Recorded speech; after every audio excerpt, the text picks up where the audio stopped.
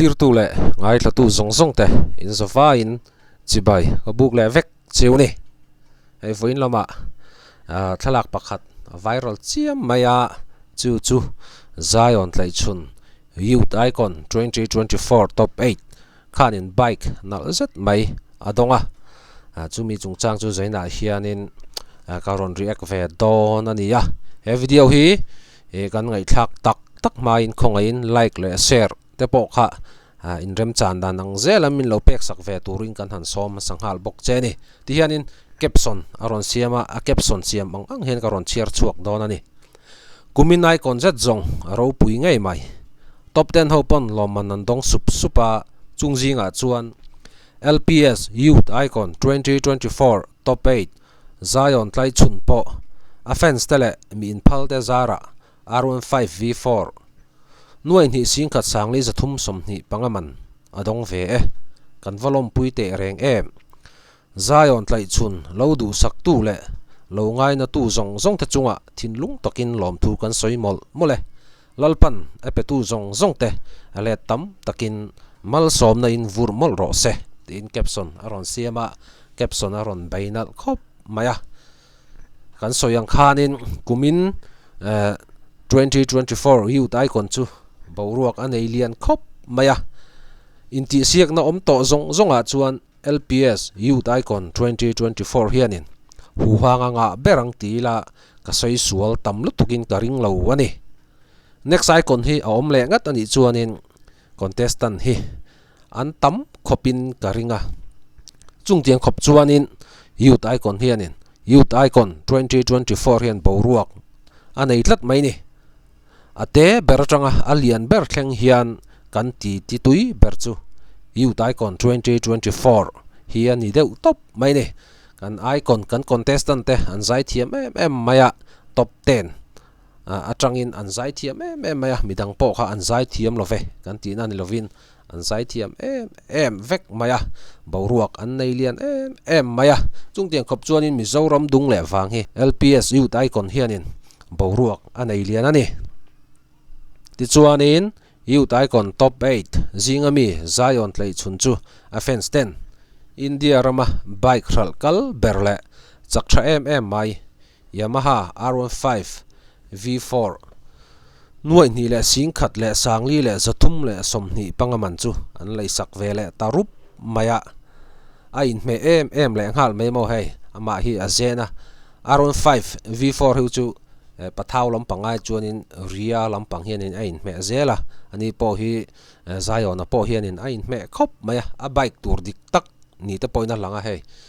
tuna pika kan muang hianin address nen zong po hin in me mai ni R15 Yamaha R15 ho hi a that na mai chu racer ho hian an that chiang via win karinga racer ho hianin bike an man tamber chu Mizoram bi ka hianin Yamaha product hi ni deuh zela V4 te tra mai atlan chak mai Zion a po hi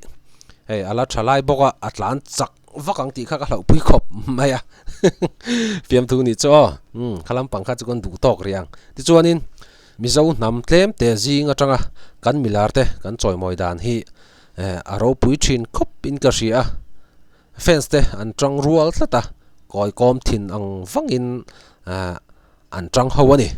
ti chuanin Zion a fence 10 poisa an han tho khom liam ale mithil phalte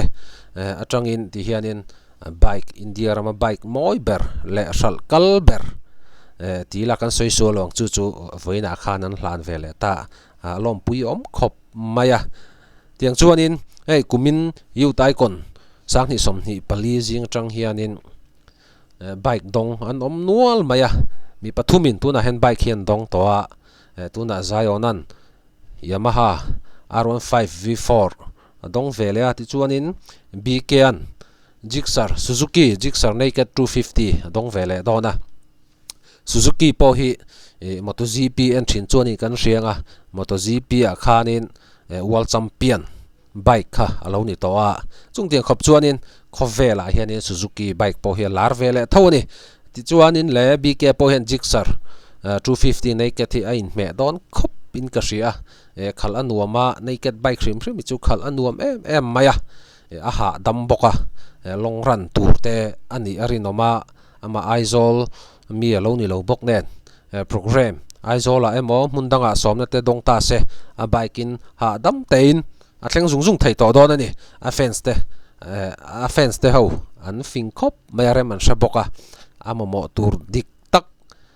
nge full fairing bike ni lo naked bike an thlan sak hi an thlang thiam ka ti khop maya ti chuanin bk big arrow hi chu ama bk ber hi a program hi ala full em awangin bike hi la hlan ri lo ania ama bk man hun huna bike hi hlan tura ruam man na kha pai fel vek to ania engkim kha ready sa vek to ti na ni chu ti chuanin kumin youth icon 2024 boruak nei lian em mai rs a point bike nal em mai dong velia ani hianin rs a hianin cb 200 dong velia cb 200 po hi bike khal nuam tak mai ania long run don chuanin du thu sama tha chak ve tho si kha ani tlat maya tinama nen po hianin ain mele em maya rs a po hi offense te hoin an lei sak tho kha nia kumin youth icon 2024 chu fence te an cha khop maya an mamo tur dik tak hi fence te hianin an sha khop maya program sang heng an fence te na an lei sak te hianin program sang an la nei don chawa mas boruak ten ni nga chung tiang vela te po chuanin som tu zai tura som na chi sang an dong dona aizol khopui to zia chu kan riat vek to kha two wheeler hianin tilti engkim hi ol sama fence te ho reman shakhop mai ting chun rs support chuanin cb 200 nal mai dong velia ain me khop maya fence te an che thathin khop maya mi zo te hi ka soi thina ka soi leang heng tinga hianin kan milar te choi moi no konga hianin kan thang har mek zel ni te poina langa ka soi fo thina chu kan va riat mielo kan thenom nu kan thenom pa turpo ni hleilo te kan wangai sanga tiang khan mo anti shot te kan leya tiang khanin thil chi sang kan mi ngai san ang chi te kha an thil chi sang kha kan lei thi na a thavek tho kha thalo vek ati mielo tuna he mizo atang ngai main kan mi ngai san ate thil ti sak du na ril ru kan nei hi ro pui ka ti khop me heng tiang ril ru hi la chom nun zel tan po a o om don khopin ka ria la chin zel chi po ni ka ti ve hlat ani ngai ve dan chu ka hra chuang lawa le ti chuan a top lam pang kan nei don to nga bike fence na in lei sak zinga hian tu hi nge in me in ti ber ti kha ka han zot ve le dai tiang chu comment section a khanin bike in lei sak zing atanga in me in ti ber kha lo thlang chuak te u le ka di jong kha zaina video kan siam thei chu ni le tamai ta se ni danga video thar dang lai kan hmole theu don nia